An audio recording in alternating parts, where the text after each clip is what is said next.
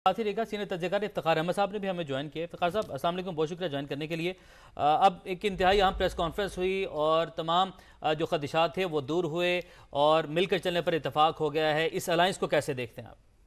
जिस तरीके से वो प्रेस कॉन्फ्रेंस में सारे बैठे थे, उनकी बॉडी लैंग्वेज मुझे ये बता रही थी कि वो बहुत बोझ तले ये फैसला कर रहे हैं।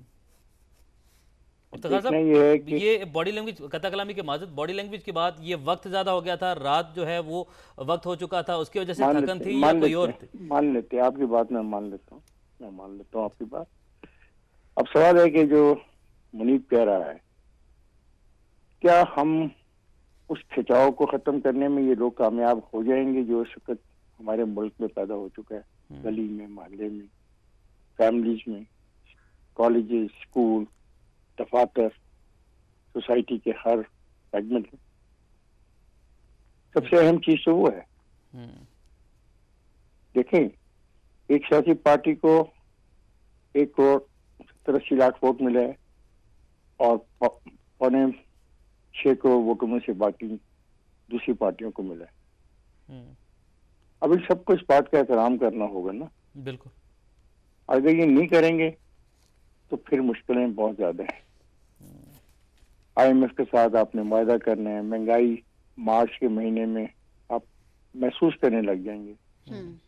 तो पहले PDM के साथ जो हुआ 18 महीने में, वो दोबारा वैसी ही सूरत हाल से उसको गुजरना हो। और इसके साथ साथ एक इंतहा पसंदाना रवैये वाली अपोजिशन उनके सामने खड़ी होगी।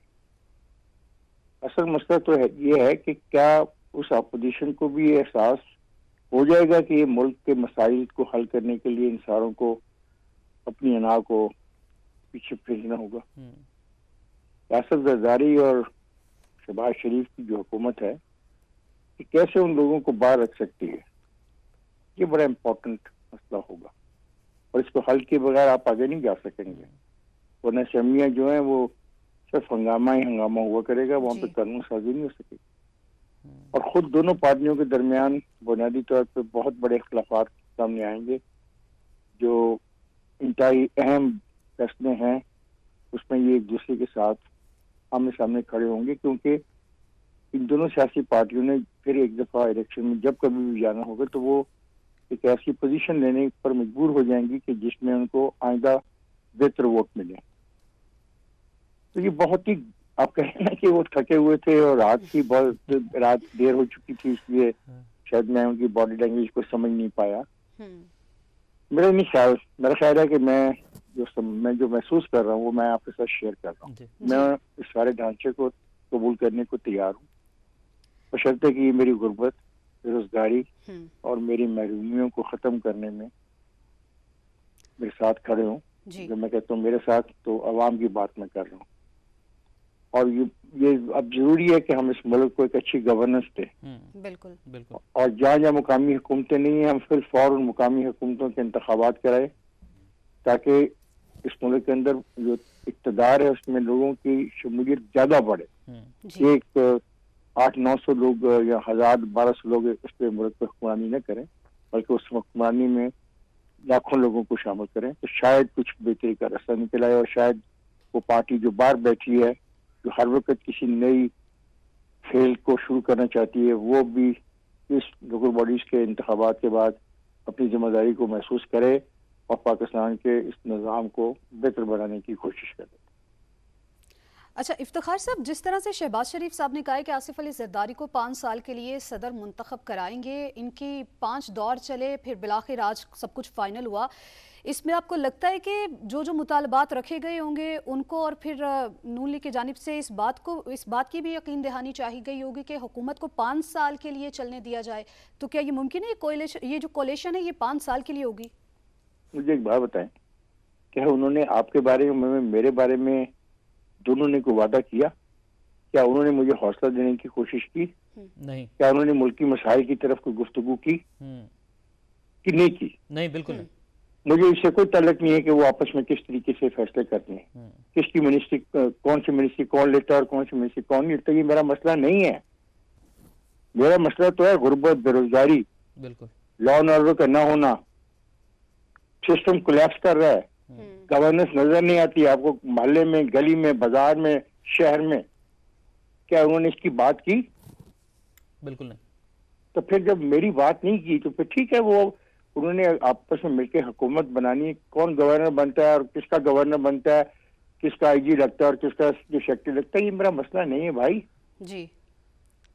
लेकिन इफ्तिखार साहब, सियासी इस्तेहकाम होगा तो माशी इस्तेहकाम भी होगा, फिर माशरे में जो पोलराइजेशन है उसका भी खात्मा, एक मजबूत हुकूमत होगी तो वो ये सब कुछ कर पाएगी ना, जितने भी चैलेंजेस है उसका सामना कर पाएगी।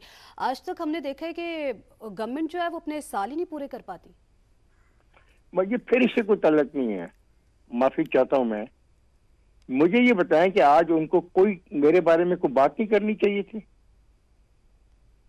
करनी चाहिए। मुझे हौसला नहीं देना चाहिए था? जो इलेक्शन के नतीजे आए उसके बारे में उन्होंने एक लफ्ज नहीं कहा। ये कैसे चलेगा मामला? शहबाज शरीफ साहब ने आज कहा था इफ्तिखार साहब कि गुर्बत से निकालेंगे, महंगाई का खात्मा करेंगे, मिलके सब कुछ करेंगे। बस खत्म। यानी कि आपका ये कहना है कि साथ उनको लाहे अमल भी देना चाहिए था, बताना चाहिए था। लाया अमल से पहले है कि ये बात दोनों को आज कहनी चाहिए थी कि जो इंतखाब हुआ, हम इस इंतखाबी नताइज को दिल से कबूल करते हैं और आगे जाने का रास्ता हम ढूंढेंगे। उनको कहना चाहिए था कि जो अपोजिशन की पार्टी आई है, हम उसके वोटों का भी एहतराम करते हैं और उनको जो लोगों ने हक दिया उसका भी एहतराम करते हैं। बिल्कुल। मैं ऐसी क्या ला लेंगे आप मुझे बताएं?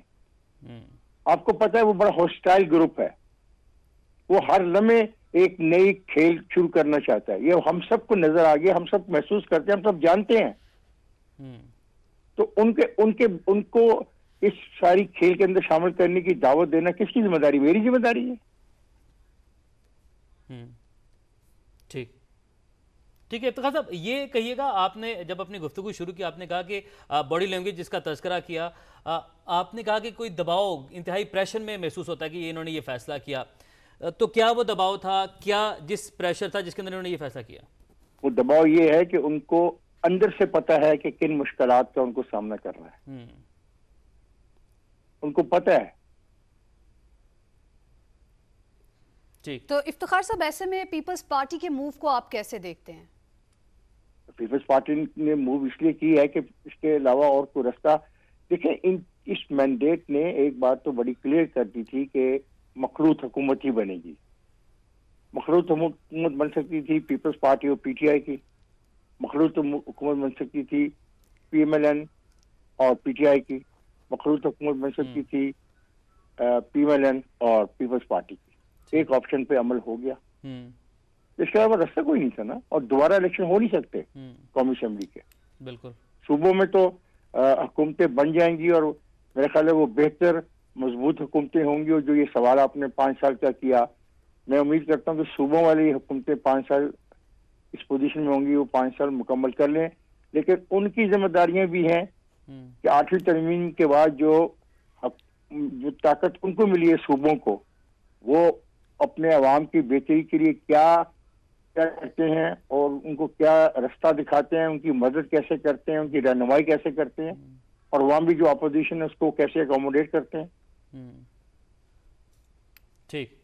सीनियर तर्जगार इफ्तिखार अहमद और मनी फारूक हमारे साथ मौजूद थे। आप दोनों का बहुत शुक्रिया। अपने